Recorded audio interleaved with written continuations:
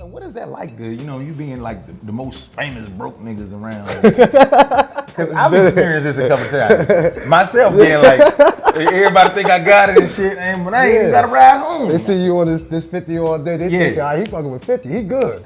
They don't know, this shit take time. I got an opportunity. I got a situation. Right. Since you've been gone, can't tell you what life is now. Miss you so much, it's hard for me to write this down. Hey, yo, what up, y'all? It's your boy Lil Cease, aka Caesar Leo. Everything is hard body. You checking out Thisis50.com all day, every day. Hard body. And if you don't know nothing, just know a nigga miss you. What kind of mentality did you have at the time? Was you on a fake it till you make it mentality, or? Oh, hell yeah. It don't take a million to look like a million. You bluff until you can beat them. We played that game for a minute, but then once that money started coming in, we ain't had to play that no more. That one more chance hit when we was buying our own cars. See my ones, don't see my guns, get it? Now tell your friends, Papa hit it, then split it in two as I flow with the junior mafia. We was buying our own house. We ain't had to rent no cribs no more. We ain't had to rent no cars. You had to borrow your man jewelry. We was all good. Jesus pieces, big four-door Benzes, big house behind gated communities. We was all right. Hoes started coming around from 5 to 10. Right. One more chance came out about 20. Well, you had 20s, dog. Yeah, I was rocking, my nigga. You was fucking with them 20s, dog? Yeah. I ain't never been with a 20 before. Oh, I was fucking with I it. had a 5 and a 10 one time, but I ain't never had a 20. Oh, I had a couple of dubs. I traveled a little bit. Word? Overseas? Goddamn, see? They just had the Biggie Smalls behind the music on VH1. Yeah. To be honest, I didn't even see that one yet. But some people told me that it was edited with some new info with some of the old footage, so I didn't get a chance to see it. It was a guy that was on the case and everything, and he was pretty much pointing fingers at Suge Knight, saying Suge Knight had something to do with Biggie Smalls being killed and whatnot. I can't sit there and put that type of information out there if I'm not 100% on it.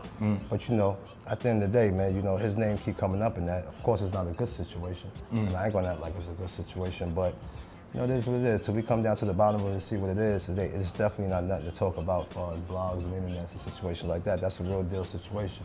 My man lost his life, you know what I mean? So at the end of the day, we're gonna see what it is. Now, you were actually in the car when all this went down, right? Yeah. You're like, so did you see the guy walking up? Did you get like a positive ID on him? Nah, because he wasn't, the guy didn't walk up. When we pulled out of the museum, we got to that red light. It was a car that just pulled up on us with one dude in it. He came there and handled his business, just pulled right up and started firing shots into Big door. I was right behind Big, so all of us just had that reaction. We just all got down in the truck. The truck rolled a little bit. When we all hopped up, the only one that didn't get out the car was Big. You know what I mean? Then we all ran to the front of the seat, try to talk to him, try to keep him up. And security jumped in our car that knew where the hospital was, and we just drove to the hospital from there. We was leaving from the museum where they had the Vibe after party. So we went out the regular way everybody else went out. I don't know if it was another exit or another doorway somewhere. We didn't worry about it or look for that shit, you know what I mean? So if any nigga was scheming or something, he seen the whole situation right then and there. Where he had been shot and killed over the weekend in the latest round of violence that has plagued and sadly come to symbolize a style of music that has captivated millions of Americans, black and white.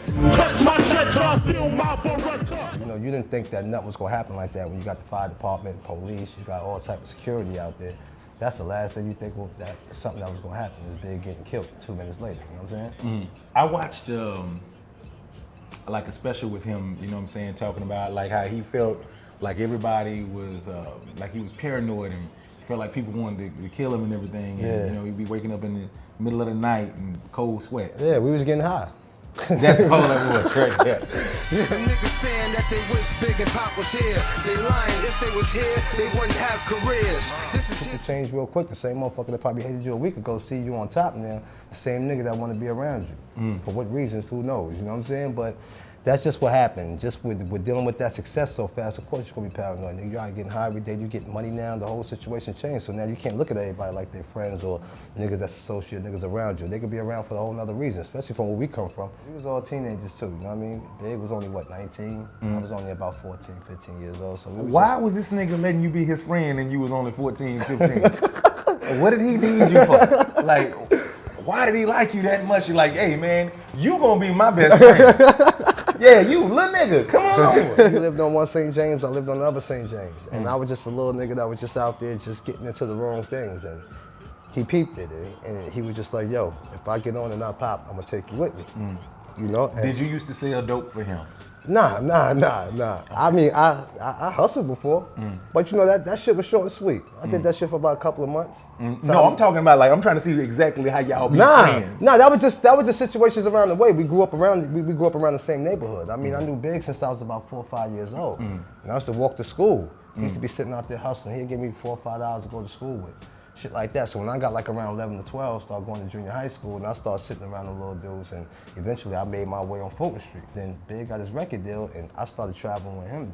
The day he started going on the road, I was with him from day one. What your mama say about that? Like your mama just let you go with this dude? He went actually had a talk with my mom. It's like, yo, listen, your son ain't going to school. He sit with me all day and smoke weed. I'm gonna take him with me. He'll be safe with me. And you know, my mom was like, yo, what you want to do? You got a choice. You can either go to school, or you can go out there and do the rap shit with him. Just make sure it pay off. Or you gonna be that nigga 35 years old living in the back of your mama's house. I made that decision, said, you know what? School ain't for me, I'm gonna go on the road with B.I. I believe